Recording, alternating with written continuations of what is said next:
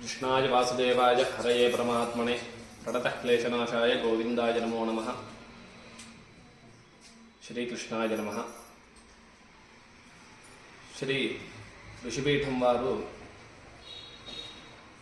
ఈ లౌకికంగాను వేదం గురించి అందరికీ తెలియాలి, వేదం అంటే ఈ యొక్క అర్థాన్ని దాని యొక్క విశిష్టతను తెలియజేయాలి లౌకికంగా అనే యొక్క మహత్తరమైనటువంటి ఒక కార్యాన్ని ప్రారంభించారు.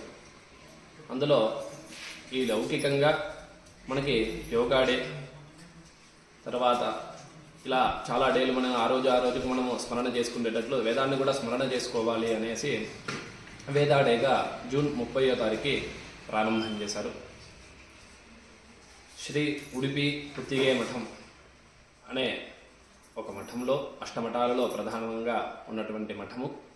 ఆ మఠమును స్వామివారు సుగుణేంద్ర తీర్థ స్వామివారు ఆధ్వర్యంలో యోగా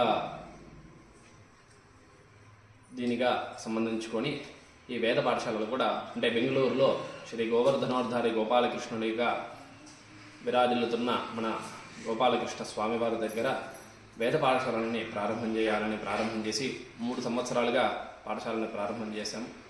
అదే దిగ్విజయంగా నడుస్తూ ఉంది. ఈ పాఠశాలలో కూడా మేము ఋషిపీఠం వారు ఎలా అయితే చెప్పారో దానికి అనుగుణంగా దాన్ని అనుసరించి జూన్ 30వ తారీఖు వేదా డేగా మేము కూడా సెలబ్రేషన్ చేసుకుంటున్నాము. ఇటువంటి మహత్తరమైనటువంటి కార్యానికి అందరూ కూడా సహకరించి దీన్ని దిగ్విజయంగా పూర్తి చేయాలనేసి ప్రారంభిస్తున్నాం. ఇక్కడ మేము ఋషిపీఠం వారికి కూడా సంపూర్ణ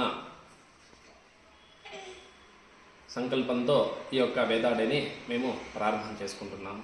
అలానే వేద పాఠశాలల పిల్లలను కూడా ఇక్కడ మేము అభివృద్ధి చేస్తున్నాము.